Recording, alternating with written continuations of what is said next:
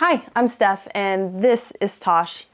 I recently shared that I lost my first greyhound, Mac, and today I wanted to talk about how I knew it was time to put down my greyhound. Almost a year ago, a little less than a year ago, Mac showed some limping issues in her front leg, and my vet at the time took her in, and he thought she had arthritis, and so he started treating her for arthritis for a couple months, which arthritis is pretty common in greyhounds, and it's not something you can correct. You can just do some medication to help kind of prevent the progression too quickly. I'd been wanting for years actually to find a new vet, so it didn't have anything to do with the treatment, but after a few months of this treatment, I actually switched to a new vet, which I love my new vet. I showed her some footage of what happens when Mac limps, and she thought it was maybe a neck issue actually, based on how Mac moved. And so we started treating her with pain meds for the neck issue, and it seemed to get better. The leg limping seemed to get better. And the limping was very sporadic. It wasn't like all the time. It was like, actually maybe it's been like 10 times in her lifetime that I actually saw her limp. So it wasn't like a daily occurrence. So I wasn't like overly concerned about it. And then it seemed to kind of get better. And then in December 2020, she had a little bit more limping episodes.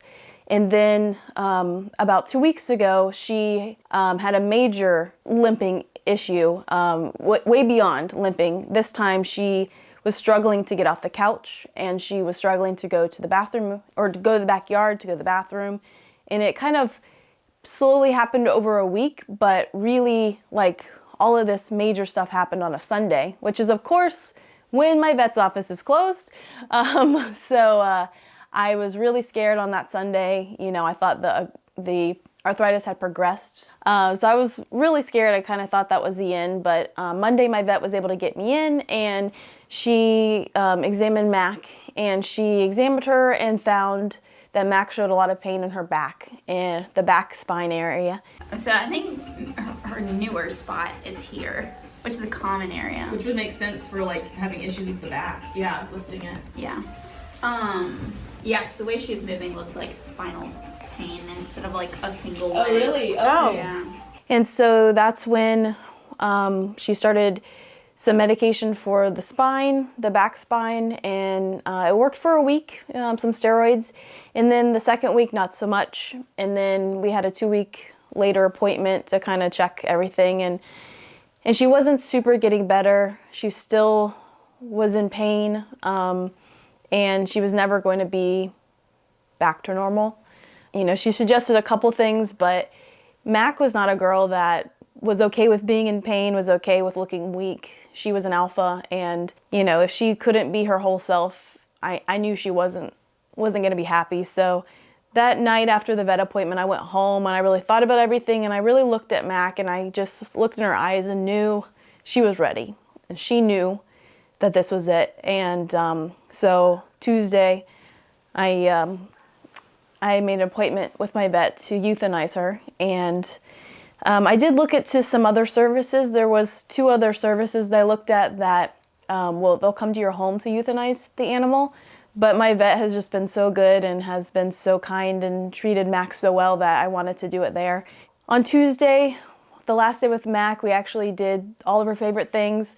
I made her some eggs for breakfast, and I gave her a lot of chicken. She loves chicken. And my mom made her some hamburger meat patties, and she really liked those. I also gave her some chili for my lunch. She really liked the chili. Not a lot, but just a little bit. And then we took her to my mom's house. She used to like to run around the house. She didn't run, but she did like to smell. And then we took her to the woods where I first saw her run for the first time. And then we took her to the vet's office, and they were just so kind and loving with her, and it just was very peaceful. I also tried to give her some chocolate at the end, because the first week I had adopted her, she accidentally got into a little fun size piece of chocolate, and chocolate and dogs. I was freaking out, but she was fine. But she wasn't interested in the chocolate this time. She just really liked those meat patties, so I'm glad I had those.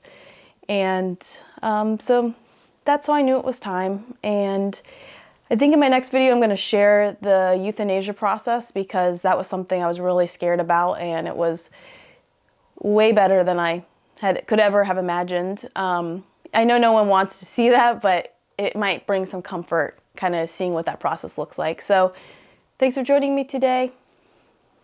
I have my Tosh here. I love her. Thanks for joining me, and I hope you have a great day.